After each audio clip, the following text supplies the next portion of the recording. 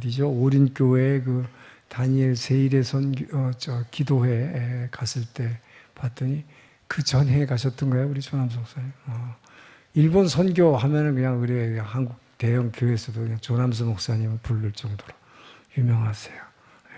자, 제가 선전하는 것보다 직접 메시지를 듣는 게 좋겠습니다. 우리 큰 박수로 모시겠습니다.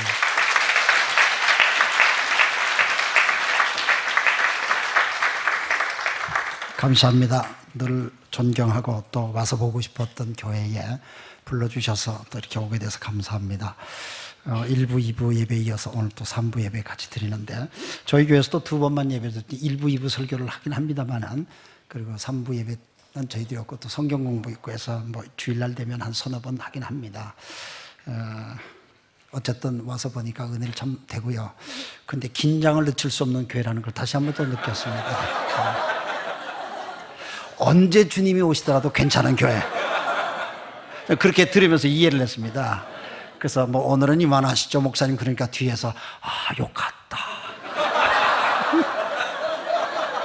누군가 뒤에서 그런 소리가 들려오더라고요. 긴장 속에 그러면서도 여유가 있고 또 그러면서도 하나 되는 아름다운 모습을 예배 속에 제가 느끼고 참 행복합니다. 저는 예수 믿는 가정에서 태어났습니다. 믿음의 여성 태어난 것을 잘 모르고 살아들였습니다. 나중에서야 믿는 가정에서 태어난 것을 참 복이라는 걸 나중에 알았습니다만은, 제가 18살 때 예수님을 만나기 전까지는 저는 잘 몰랐습니다. 여러분 가운데도 믿는 가정에서 태어나신 분 혹은 성인이 되어서 예수님을 만나신 분 다양하게 있다고 생각합니다. 독특한 그 문화적인 환경이 틀립니다. 성인이 돼서 예수님을 믿는 분들은 어떤 독특한 계기가 있어서 터닝 포인트가 있습니다. 그래서 자기가 어디서 이렇게 돌아섰는지 그게 분명합니다. 그래서 쉽게 말하면 예수 믿기 이전과 이후에 자기 터닝 포인트를 확실하게 알고 있죠.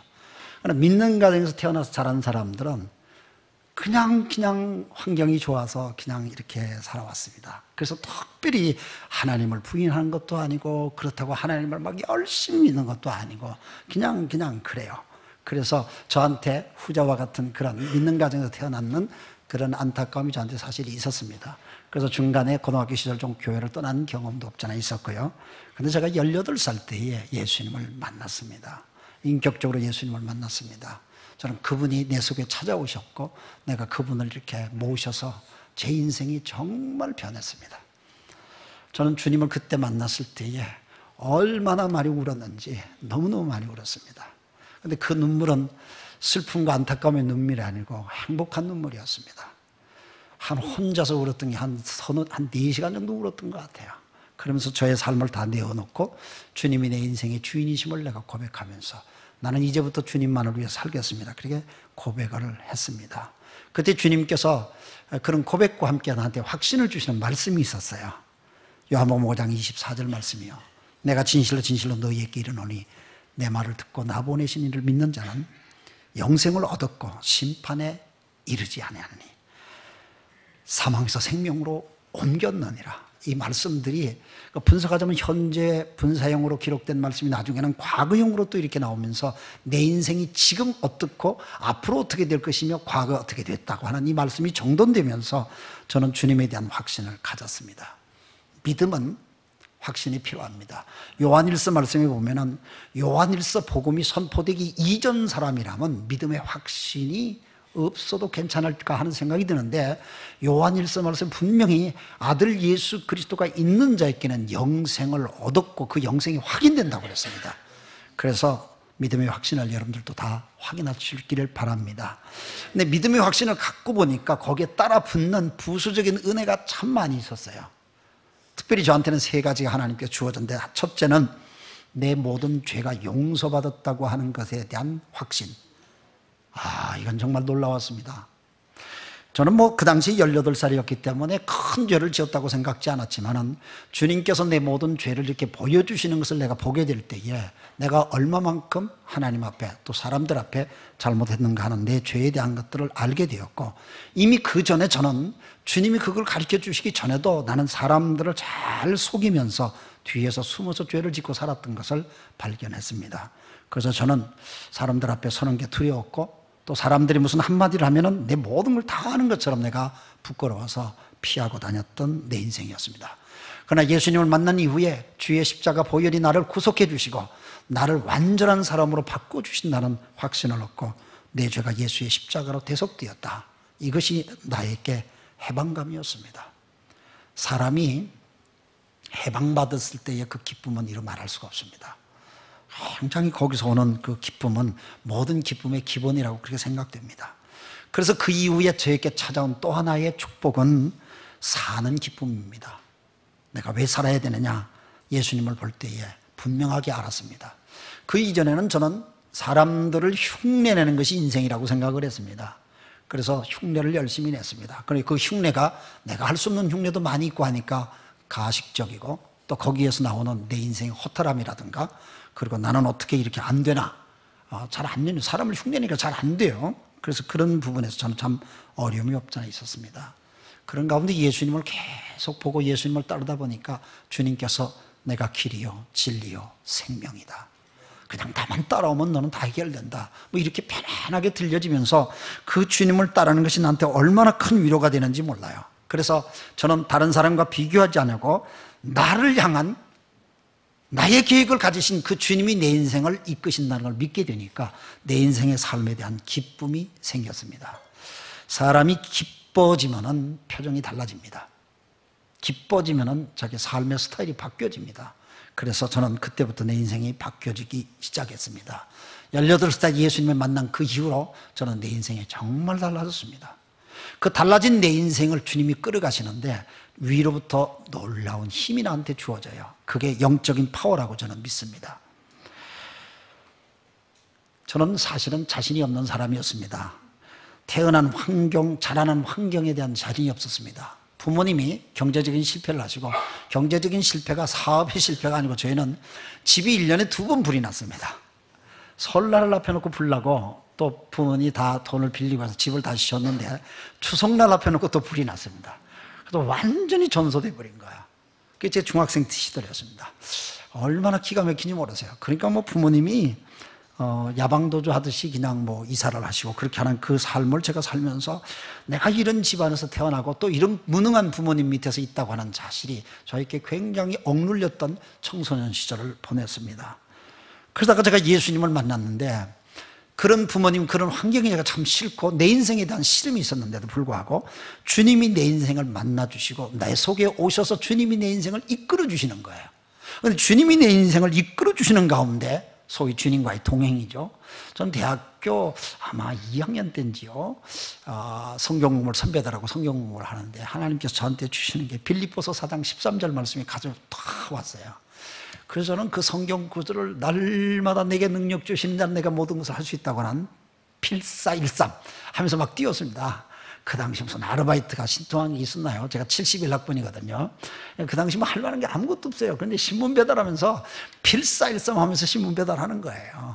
그런데 그게 전혀 부끄럽지 않고 뭐 제가 가난하면 어떻고요, 제가 좀 부족하면 어떻고요, 하나님이 나를 향한 계획이 있다는 걸 이걸 알게 되니까 나는 그분 안에 무엇이든지 할 수 있다. 그분이 허락하시고 그분이 이끌면 나는 뭐든지 할 수 있다. 뭐 이 생각이 들면서 막 용기가 났어요.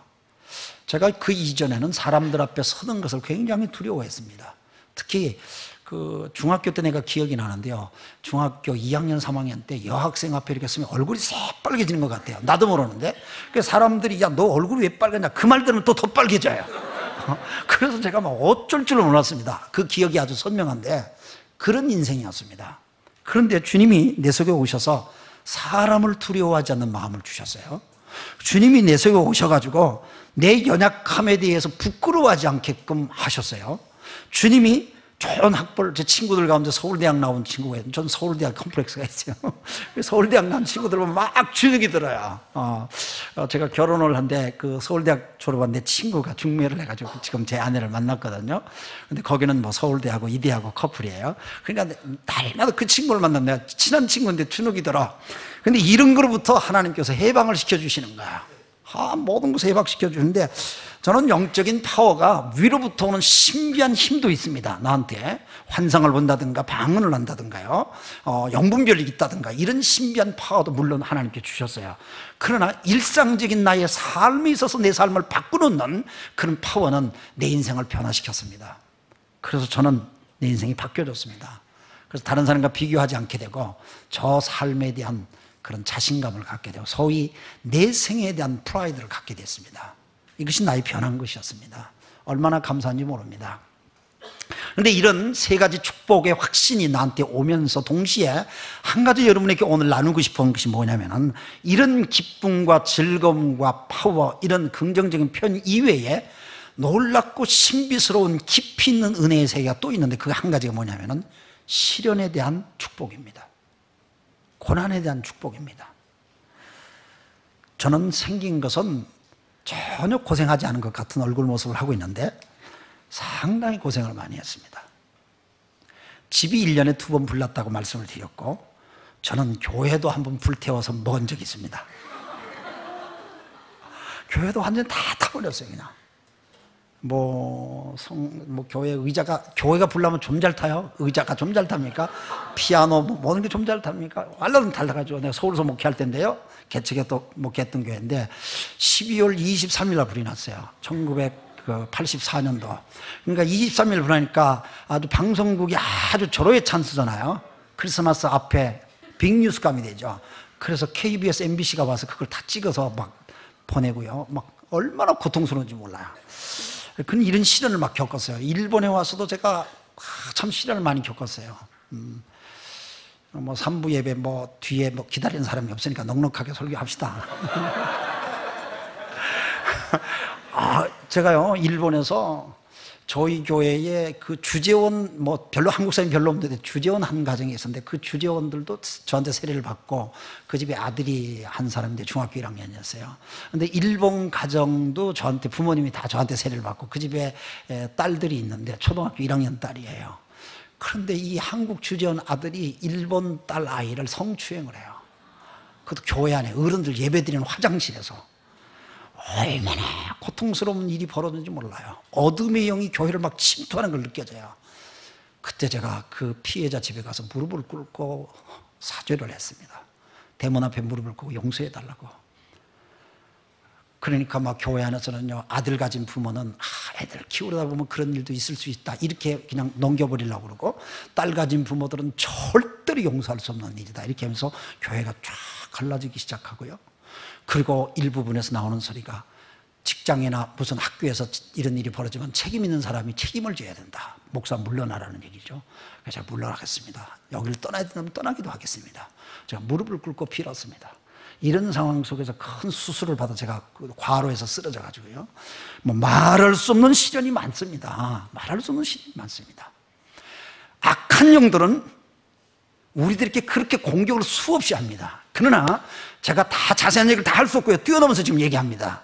악한 영들이 우리를 공격하는 것도 하나님이 허락하셨기 때문에 공격합니다. 하나님이 허락하셨습니다. 그런데 이런 시련과 아픔과 고통, 박해, 차별, 이런 것들을 뛰어넘으면 그 뒤에 있을 하나님의 놀라운 역사가 기다리고 있다는 겁니다. 저는 그걸 확신합니다.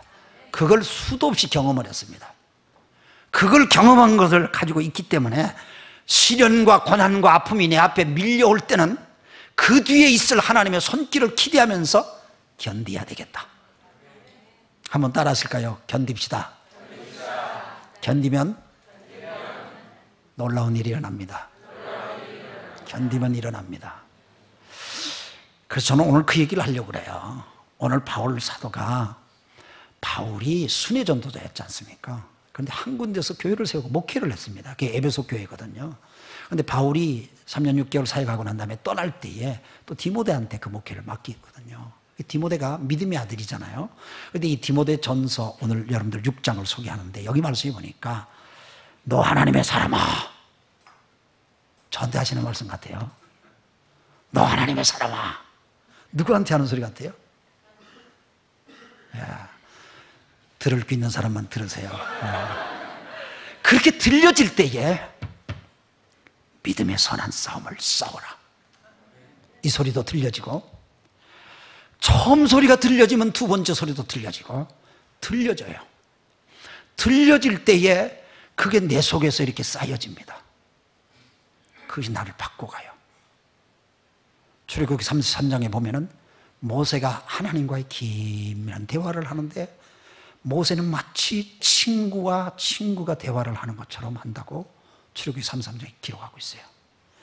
그런 모세의 깊은 대화의 하나님과의 교제 속에 모세가 산에서 내려오니까 사람들이 모세를 만날 때 누구를 보는 것과 같다고요? 하나님 보는 것과 같다고요.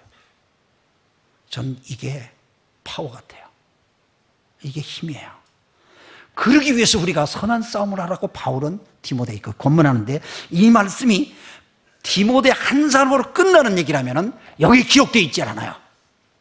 하나님께서 디모데에게 편지를 보내게 하고, 디모데가 받은 그 편지가 성도들에게 나누어서 읽다가 이것이야말로 우리들끼리만 읽어서는 안 된다, 남겨야 된다고 해서 성경이 들어가져서 오늘 우리 시대까지도 읽혀지는 말씀이 된 것은 우리 모두가 하나님의 말씀으로 받게끔 하기 위한 주의 뜻인 줄 믿습니다. 선한 싸움을 싸운다는데 그게 뭘까? 어떤 게 싸움입니까? 첫째로 피하는 게 싸움입니다. 11절에 보니까 하나님의 사람아 이것들을 피하고 이것들을 피하라는 얘기입니다. 이것들이라는 말이 그 뒤에는 설명이 없습니다. 그래서 성경을 이해하기 위해서는 앞에 문맥을 따라봐야 됩니다. 앞에 말씀을 따라보니까 그 앞에 6장 1절부터 특히 6장 5절 말씀, 이런 말씀들 보니까 피한다는 것이 어떤 말인지 알 수가 있습니다. 피한다는 이 말을 헬라어로 보면 피코라고 그러는데, 피코라고 하는 이 말은 그냥 조금 멀리한다 이런 정도가 아닙니다. 여기서 피한다는 이 말은 적극적으로 도망가듯이 피하는 겁니다. 6년, 이제 7년 다 되죠. 쓰나미가 왔을 때 혹시 그 동네 사신 분도 안 계셨나요? 쓰나미가 오는데 구경하는 분들이 다 어려움을 겪더라고요. 쓰나미가 오면은, 아니면 9.11 뉴욕에서 사건이 일어났을 때에, 동시테러였을 때 사람들이 죽을 힘을 다해서 도망을 갑니다. 이게 피하는 겁니다. 이게 피하는 거예요. 피하는 것은 어떤 게 피하는가 하는 걸 이 시대를 하나님께서 리얼하게 보여주시는 것 같아요. 9.11 사태를 통해서, 또 일본의 쓰나미를 통해서. 이게 피하는 거다. 그냥 적당히 거리를 유지하는 게 그 피하는 게 아니에요. 적극적으로 도망하는 게 피하는 거예요. 마치 요셉이 유혹이 있을 때 적극적으로 도망을 갔습니다. 이게 지는 게 아니고 이게 이기는 거예요. 이렇게 피하라는 겁니다. 근데 그 피하는 게 뭐냐? 6장 3절의 말씀이니까 거짓되고 잘못된 가르치면서 피하라는 얘기예요. 오늘날 교회 속에 얼마나 거짓된 가르침이 많이 들어옵니까? 바울 사도가 보냈던 바울 서신의 이 배경으로 하는 그 시대적은 상당히 많은 잘못된 사상들이 교회 안에 들어와서 기독교 신앙이 뿌리를 내리려고 하는 그 시대에 수많은 믿음의 사람들을 흔들려고 하는 각종 사상들이 교회 안에 들어옵니다. 그 중에 하나 영지주의라든가 율법주의라든가 민족주의 같은 게 들어옵니다. 왜냐하면 초기의 크리스찬들은 전부 다 유대인 크리스찬들이 대부분이었기 때문입니다. 그래서 할례를 받아야 되느냐 안 받아야 되느냐 이런 문제라든가, 율법을 어디까지 지켜야 되느냐 이런 문제라든가, 상당히 복잡한 그런 문제들을 우리의 신앙을 흔들리고 있는 봄에 비슷한 탈을 쓰고 있는 또 다른 가르침입니다. 이런 것들이 교회를 흔들어놨는데 이런 것들부터 피하라는 거죠. 피하라는 거예요. 피하라는 말은 용납하지 말라는 얘기입니다. 적당히 관계 유지하지 말라는 얘기입니다. 얼마나 그걸 적극적으로 가르치느냐, 성경은 그걸 지금 바울이 설명하고 있습니다. 디모데야, 너는 피하라. 이런 것들을 적극적으로 도망해라. 이게 네가 싸울 일이다. 싸운다는 게 치고받고 싸우는 게 아니다. 정말 피하는 게 네가 싸우는, 피하기 위해서 싸우는 거야. 저는 이런 말씀을 보니까 정말 신앙의 싸움은 자기 속에 있는 싸움입니다. 자기 속에 있는 싸움입니다. 그리고 또 한 가지 이 문맥적으로 볼 때는 10절 말씀이 특별히 눈에 들어옵니다. 돈을 사랑함이 일만하게 뿌리가 되나니 이것을 사모하는 자들이 미혹을 받아 믿음에서 떠나버리니 많은 근심으로 자기를 찌르게 되니 너는 이걸로부터 피해라. 저도 돈을 참 좋아하기 때문에 이 성경을 보면 가슴이 찔려요. 전 돈 좋아합니다.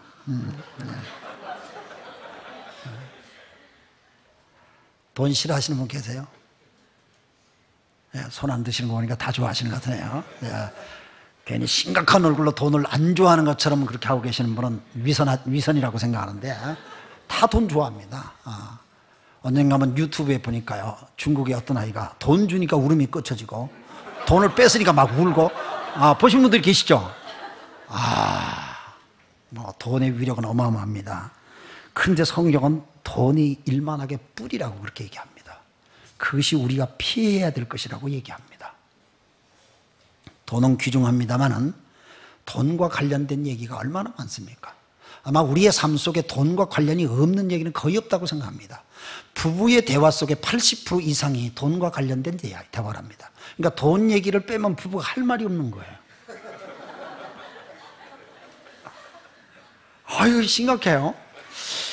이게 돈 얘기가 모든 사회에 뿌리다 있고, 겉으로는 명분입니다. 겉으로는 명분입니다. 명분과 체면을 얘기합니다. 그러나 뒤는 돈계산입니다. 정치 세계가 다 그렇고요, 종교 세계조차도 그렇게 지금 가고 있고요. 얼마나 기가 막힌지 모릅니다. 러시아의 문호 도스토옙스키가 말하기를, 백지라고 하는 그의 작품 속에서 이 돈 때문에 사람들이 타락해가는 그 당시에 제정 러시아의 상류사회의 비참한 현실들을 고발하는 작품 아닙니까? 그의 작품 가운데 악령이라고 하는 작품을 보면은 모든 인간관계가 돈으로 얽혀져 있는 거야. 돈 때문에 속이고요, 돈 때문에 도망가고요, 돈 때문에 누구를 치고요, 돈 때문에 사람을 죽이고요, 돈 때문에 훔치고요, 전부 다 그에 관계되어 있는 거야. 근데 그 소설에 보면 가장 가슴에 저는 막 와닿는 게, 그 돈 때문에 어린 소년이 자살을 해요. 어린 소년이 자살을 해요. 돈 때문에. 얼마나 기가 막힌지 모릅니다. 이게 그 당시에 사회학을 고발하는 그런 작품인데, 자, 제정 러시아 시대의 타락 상황이나 지금의 상황이나 세월이 수없이 지났고 이렇게 문명이 발달된 환경 속에 살지만은 우리의 삶의 피폐한 환경은 전혀 바꿔지지 않냐고, 오히려 사람들이 더 돈에 집착한 사회로 지금 바뀌어지고 있지 않습니까? 여러분 어떻습니까? 돈에 자유하신 분이 계신가요? 부정한 이익을 위하여 자기의 신앙이 흔들리고 오히려 신앙을 팔아먹고 위선적으로 살고 속이고, 이런 것들이 우리의 신앙을 흔들어버리고 우리 신앙을 타락하게 한다는 거야. 그래서 모든 악의 뿌리의 역할을 하고 있는 이 돈으로부터 너는 피하라는 얘기죠. 어떻게 피하면 될까요? 돈이 있으면서도 피하는 훈련이 돼야 될 것 같아요. 그래서 어떨 때는 자기 자신을 좀 내려놓는 것이 참 필요할 것 같습니다. 내려놓고 할 때마다 우리는 피하는 것을 훈련할 수 있을 겁니다. 너무 지나치게 절약하지 마세요. 너무 일본말로 개치쿠사이라고 그러죠. 일본말이 재밌어요. 개치쿠사이라고 그래요. 쿠사이예요, 쿠사이. 그런데 그렇게 살다 보면은 자기 삶 속에 하나님이 안 보여요. 너무 절약하고 살면 하나님이 안 보입니다. 너무 화려한 걸 추구하지 마세요. 마치 자기가 하나님 된 것처럼 착각합니다. 그래서 주님, 나에게 적당한 아픔도 있게 하시고 적당한 배고픔도 있게 하시고 하나님 모든 것이 나한테 적당하게 해주세요. 저는 이렇게 적극적으로 좀 피하는 그런 우리의 삶이 있을 때에 우리의 믿음이 주님 앞에 더 순결하리라고 믿습니다. 두 번째로 오늘 말씀해 보니까 11절에 피하는 것만 말씀하지 않고 의와 경건과 믿음과 사랑과 인내와 온유를 따르라. 그 전에 성경 번역해 보니까 쫓으라, 그런 말이 나오는데, 따르라는 말과 쫓으라는 이 말은 헬라어 원어로요 디오케라는 말을 쓰는데, 이 디오케라는 말은 그냥 뒤에서 쫓아가는 게 아니고 딱 달라붙어서 가라, 그 얘기입니다. 아주 달라붙어서 가라, 그런 얘기예요. 그러니까 신앙생활은 이렇게 멀찌감치 하는 게 아니에요. 붙어서, 주님께 붙어서, 주님이 하라는 대로 붙어서 이렇게 따라가는 건데, 거기에서 몇 가지 설명을 하고 있어요. 바울은 디모데에게 얘기하기를, 너는 이 6가지를 꼭 기억해라. 의와 경건과 신앙과 믿음과 사랑과 인내와 온유, 뭐 이런 말로 설명하는데, 이 6가지는 그리스도인들이 가져야 될 영적인 덕목이라고 생각을 해요. 덕목은 눈에 보이지는 않지만은 그냥 묻어나는 거예요. 묻어나는 것이 그 사람의 인품, 성품, 이런 말로 표현할 수가 있겠죠. 하나님의 성령이 우리 속에 오시면은 우리를 변화시키는 것이 두 가지가 있다고 생각해요. 하나는 우리의 파워풀한 영적인 삶을 변화시키는 신비스러운 그런 영적인 파워로 우리를 변화시켜요. 그런 성령이 딱 임하면은요, 이건 시간이 필요 없어요. 성령 받았다는 분들이 어느 날 어제까지는 형편없이 살았는데도 불구하고 오늘 내 속에 신비로운 체험을 통해 가지고 내 삶을 확 뒤집어 놔봐요. 이것이 성령의 또 다른 하나님의 역사예요. 또 하나는 성령이 내 속에 오셔서 시간을 두고 나를 그리스도 예수의 모습으로 바꿔가도록 변화를 시켜가는 이 두 가지 사역이 있는데, 오늘 이 본문 말씀이 지금 얘기하는 것은 시간을 두면서 우리의 삶을 변화시켜가는 6가지 덕목을 얘기하는 거예요. 그 중에 첫째가 의라고 하는 말을 했어요. 옳은 것은 옳다, 틀린 것은 틀리다, 분명하게 분별하면서 살라는 얘기예요. 미래학자들 가운데 특별히 크리스찬 미래학자들한테 우리들에게 듣는 얘기는, 크리스찬들이 시대를 살 때 참 중요한 것이 첫 번째가 분별력이래요. 분별력이래요. 그리고 끊이지 않고 쫓아갈 수 있는 믿음이래요. 두 번째가. 세 번째는 내가 무엇을 하고 살아야 되냐는 소명이랍니다. 이 세 가지가 AI 인공지능 시대에서도 살아남을 수 있는 비결이라고 그렇게 미래학자들이 얘기하더라고요. 그렇다면 우리가 옳고 그름을 분별하는 이 분별력, 이게 너무너무 중요합니다. 마태복음 5장 37절 말씀 보니까 예수님께서 말씀하시기를 옳은 것은 옳다, 틀린 것은 아니다, 분명하게 하라는 얘기죠. 그러니까 일본에 여러분이 살다 보면 자기도 모르게 이렇게 아이마이하게 분명하게 표현하는 것이 오히려 일본 문화는 덕스럽지 않다 하는 그런 식의 표현을 많이 하기 때문에 우리도 그렇게 흉내내다 보면은 그냥 그렇게 되잖아요. 여기 살다 보면은. 근데 이런 부분들이 굉장히 우리가 신앙생활하는 데 있어서 좀 신경 써야 될 부분이 아닌가 생각해요. 저는 예수님을 믿으면 주님이 내 속에 오셔서 내 인생의 모든 것을 바꿔놓으셔요. 그렇다면 내 인생만 바꾸냐? 내 가정도 바꾸시고요, 내 일터도 바꾸고요, 내 환경을 하나님께서 바꿔나가신다고 생각한다면 우리들 속에서 그런 뭡니까? 애매모호한 그런 것들은 안 된다고 생각합니다. 옳은 거는 옳다, 틀린 거는 틀리다. 이것이 크리스찬들이 어디 있든지 나타날 때에 저 사람은 어려움이 와도 그 길 간다, 이렇게 얘기할 겁니다. 두 번째로 경건이라는 말씀을 해주셨어요. 이 경건은 저는 향기라고 생각해요. 믿는 사람들에게 나오는 향기예요. 경건하게 사는 사람들은 그런 향기가 있어요. 바울 사도가 얘기를 했어요. 고린도 후서 2장 14절 말씀에 각처에서 그리스도를 아는 냄새를 나타내래요. 예수 믿는 냄새가 나와야 된답니다. 예수 믿는 냄새가, 향기가 나는 거죠. 예수님은 우리를 빛이라고 하고 소금이라고 얘기를 해주셨어요. 근데 바울은 우리에게 향기라고 표현을 해주셨어요. 근데 그 향기라는 게 굉장히 참 중요한 것 같아요. 어떠세요? 그 향기가. 옆에 계신 분들의 향기를 느끼세요? 옆에 계신 분의 향기. 부부지간의 아름다운 향기를 느끼세요? 어우 역겨워. 이게 아니고 정말 그 아름다운 향기를 느끼시는지요? 냄새가 너무 좋아. 너무 좋아. 당신하고 만나면 너무너무 편해. 당신하고 얘기하면 정말 세계가 막 넓어지는 것 같고 주님이 굉장히 가까이 오는 것 같아. 이런 향기가 우리 속에 있어야 되지 않겠습니까? 이것이 예수 그리스도를 믿는 사람들의 덕목의 하나입니다. 그 다음에 믿음입니다. 믿음은 히브리서 11장 6절 말씀하니까 하나님이 계신 것과 그분 앞에 기도하는 모든 사람들이 하나님의 상 주시는 분이심을 우리가 믿어야 된다고 얘기하는데, 저는 그 말씀에서 믿음은 하나님이 내 인생에 대한 축복적인 계획을 가지시고 이끄시고 역사하신다고 믿고 나가는 우리의 삶. 그러니까 믿음의 사람은 긍정적일 수밖에 없습니다. 상 주시는 하나님을 믿기 때문에. 그래서 믿음의 사람이라는 게 부정이라는 게 있을 수가 없습니다. 그분 안에서는 부정적인 게 있을 수 없습니다. 하나님 안에서 그림자가 있습니까? 하나님 안에 어둠이 있습니까? 아닙니다. 그분은 빛이십니다. 그래서 그분 안에 사는 우리들이야말로 그 빛의 자녀로서 살게 되죠. 그래서 이 믿음은 너무 중요하죠. 그 다음에 사랑의 덕목을 얘기합니다. 사랑은 고린도전서 13장 4절에서 7절 말씀이니까 사랑은 오래 참고 사랑은 온유하며 사랑은 투기하지 않냐고, 사랑은 자랑치 않냐고, 교만하지 않냐고, 사랑은 무례행치 않냐고, 자기 이익을 구치 않냐고, 성내지 않냐고, 악한 것을 생각지 않냐고, 불의를 기뻐하지 않냐고, 모든 것을 받으며 모든 것을 믿으며 바라며 모든 것을 견딘대요. 저는 이 말씀을 종합적으로 묵상하게 보니까 사랑이 뭐냐?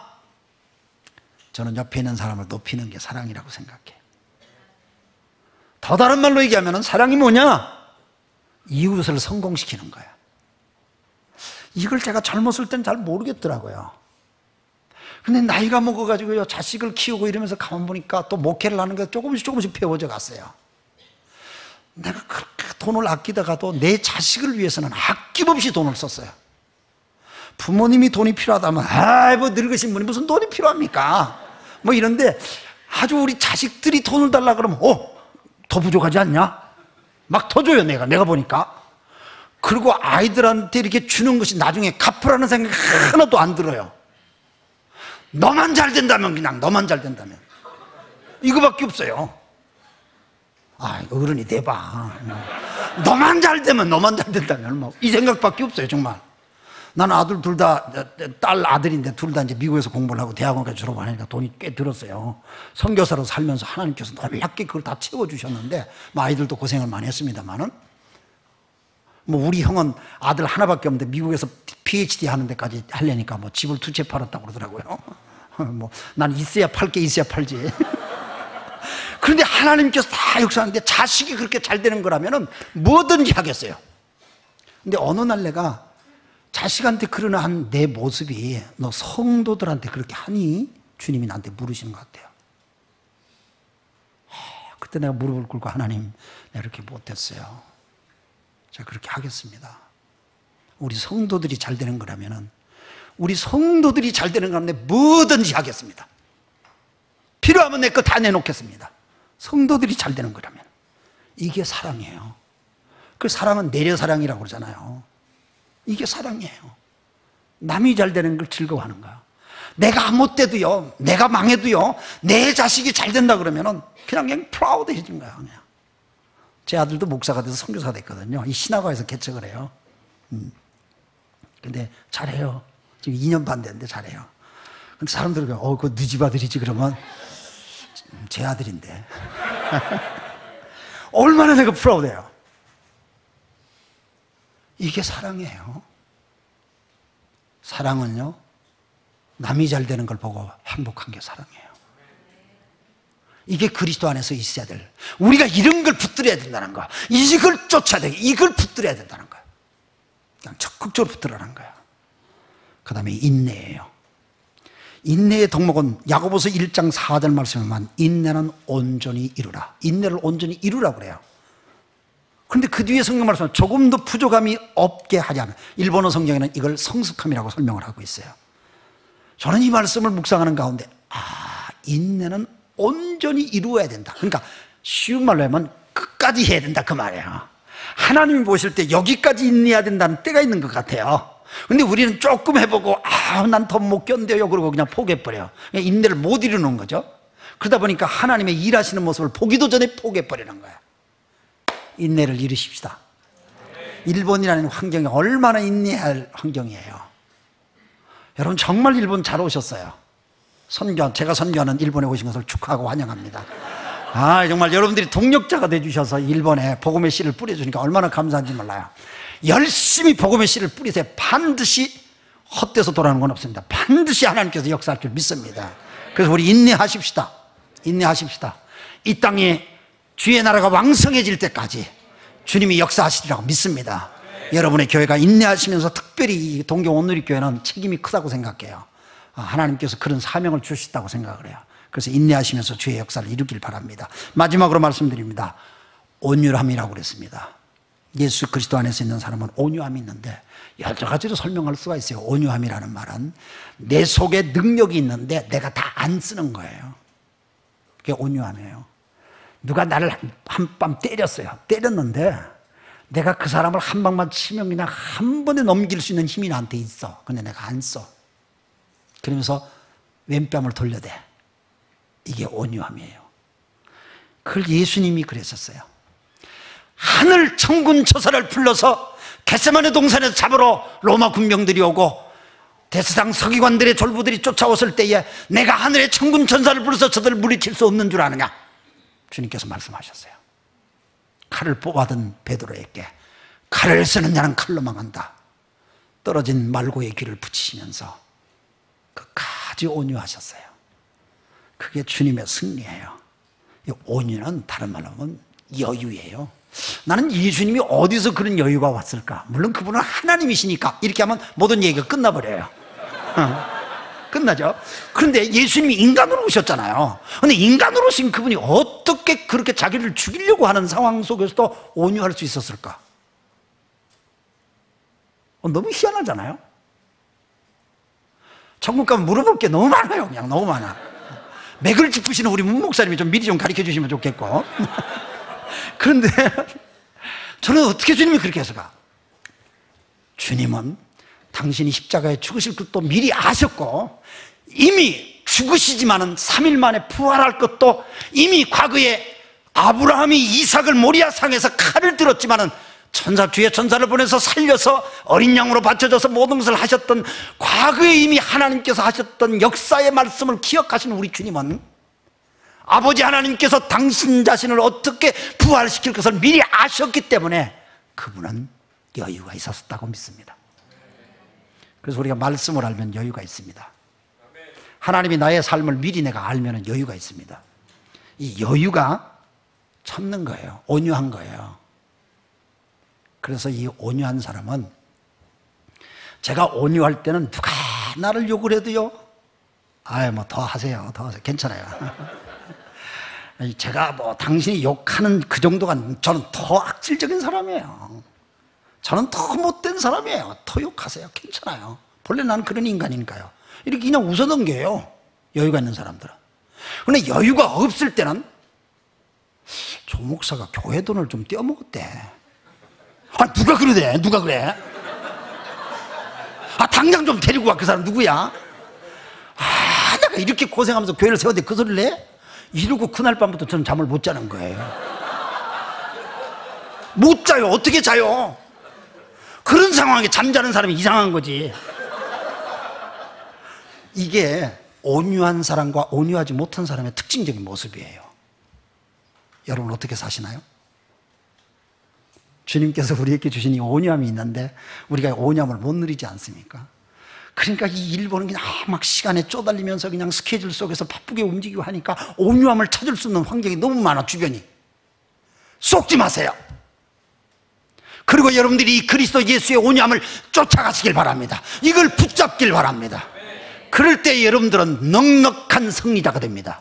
바울 사도가 로마서 8장에서 내가 그냥 이기는 정도가 아니라 넉넉히 이기느니라. 일본어 성경을 보니까 압도적이나 쇼리샤, 압도적인 승리자래요. 이게 그리스도인의 삶이라고 생각해요.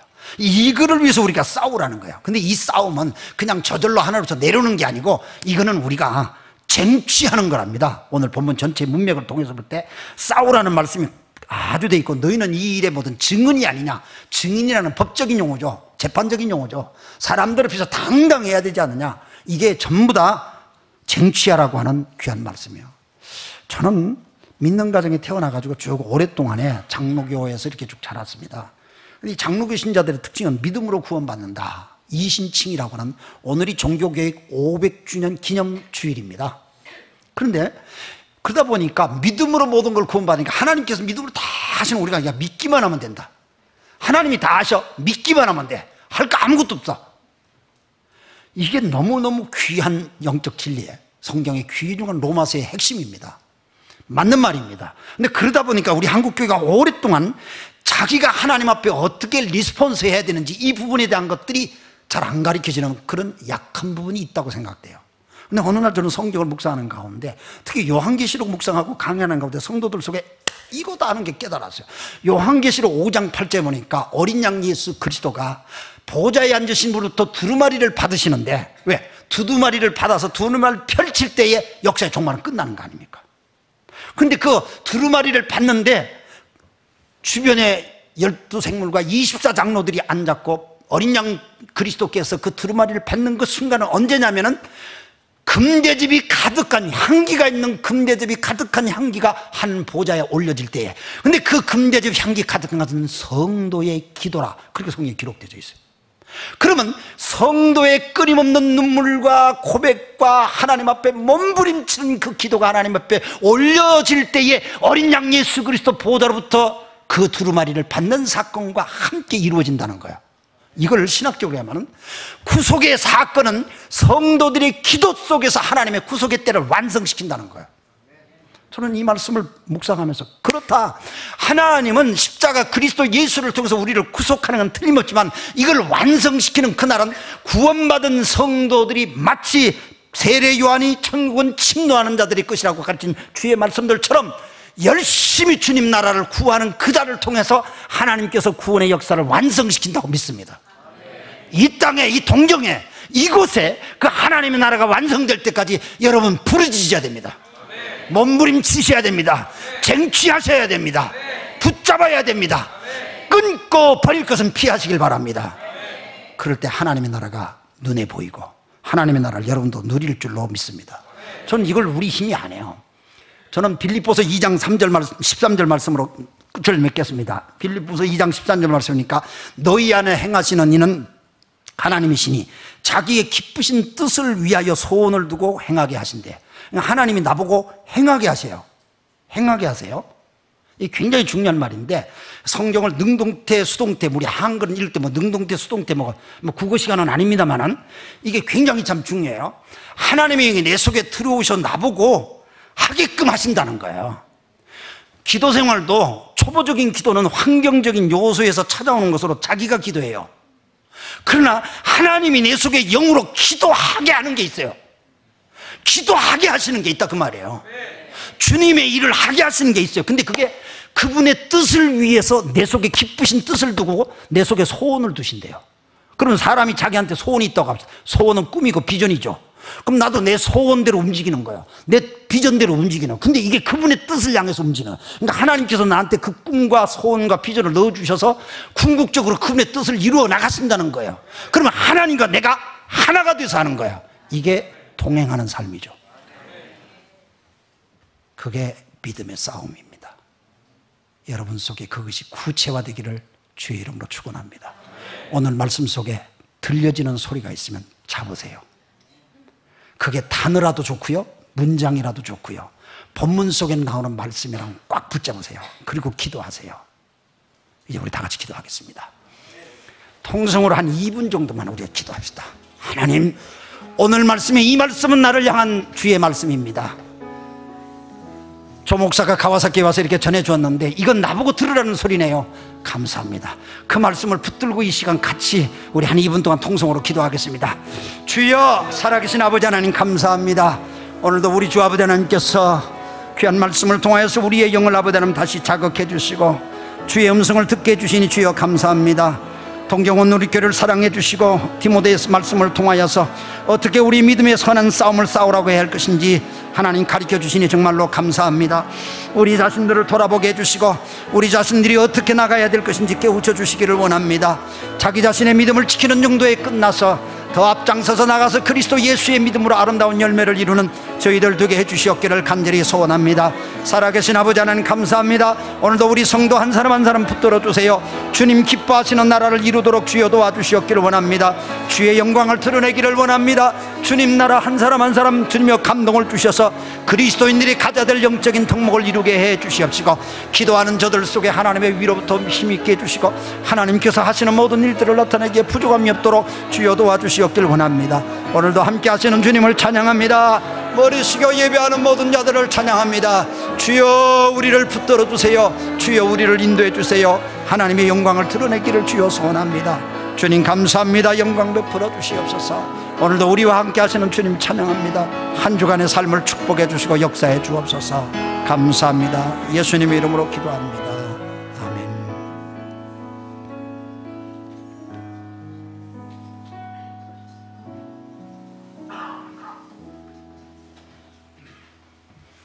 네, 오늘 아주 하나님께서 가와사키로부터 우리 조남수 목사님을 보내신 뜻이 있으리라 믿습니다.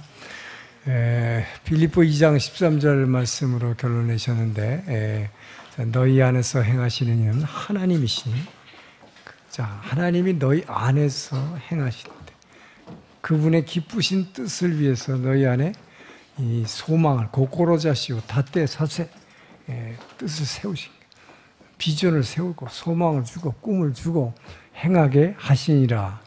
행하게 하시느니라 2장 13절이에요. 근데 거기 중요한 게 있어요. 그 이전에 12절 말씀입니다.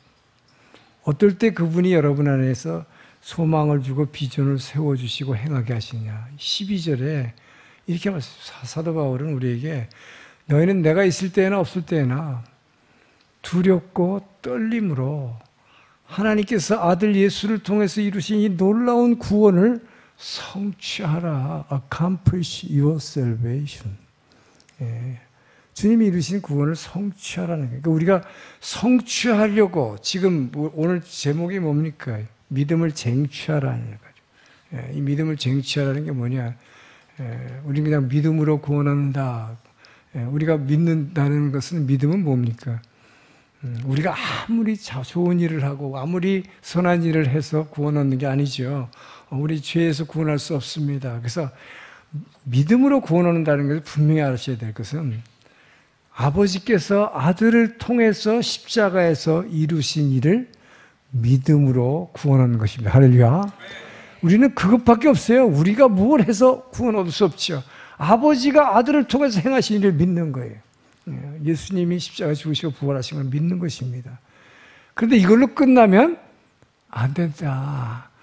그것이 리폼이에요. 지금 종교개혁 500주년에 리폼, 개혁이라는 게 뭐냐.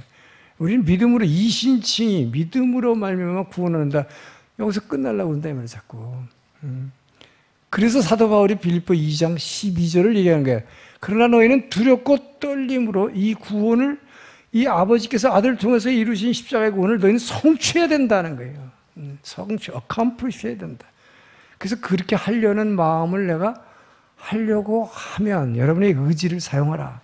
그리하면 너희 안에서 행하시는 이는 하나님이시니 그분이 너희를 고고로자시오 다떼사세 비전을 세워주시고 행하게 하신다는 건 뭐예요? 행할 힘을 주시니라. 할렐루야.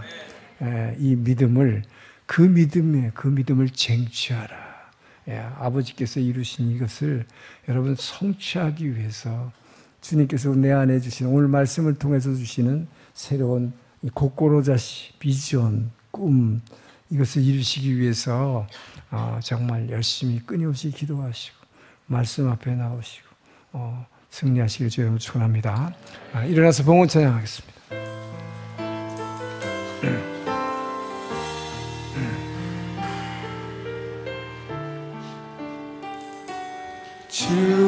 주보혈 성결케 하고 주보혈 날 자유케 하니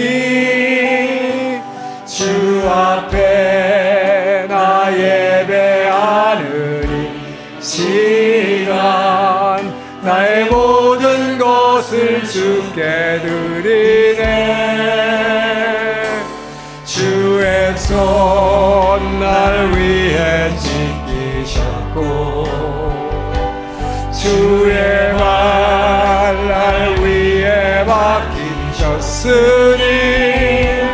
이제는 내가 사는 것이 아니요 오직 주를 위해 사는 것이라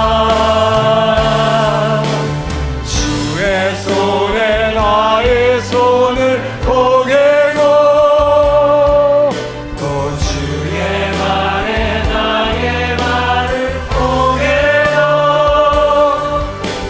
주와 함께 죽고 또 주와 함께 살리라 영원토록 주 위에 살리라 주의 손에 나의 손을 포개고 또 주의 말에 나의 말을 포개어 주와 함께 죽고 또 주와 함께 살리라 영원토록 주 위에 살리라 주 위에 살리라 주님 감사합니다.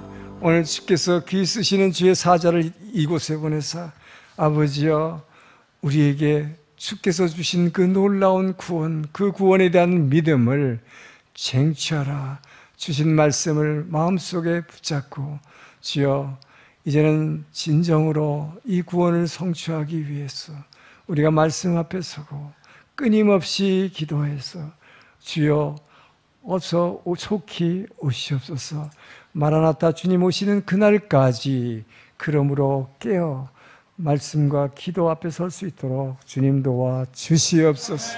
주님께서 때를 따라 허락하시는 이 은혜에 감사하여 우리에게 허락하신 물질을 구분하여 주의 제단에 올려드린 손길들 기억하여 주시고 가정마다 부족한 곳과 그 비어있는 창고를 채워 주시옵소서.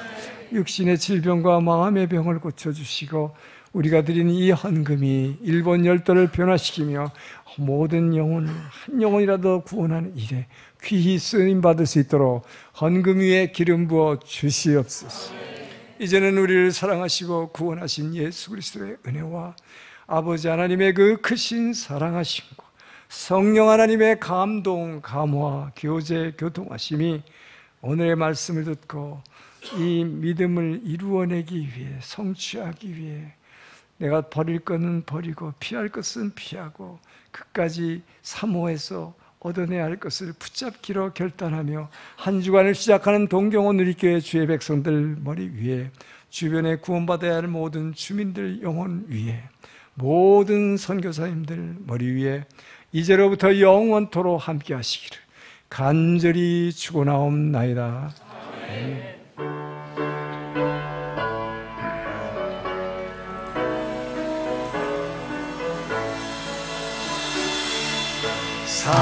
살아계신 주 나의 참된 소망 걱정 근심 전혀 없네. 사랑의 주의 갈 길은 너니 내 모든 삶의 기쁨 늘 충만하네. 믿음의 지혜 온전케 하시는 주님께 감사의 박수를 내립니다.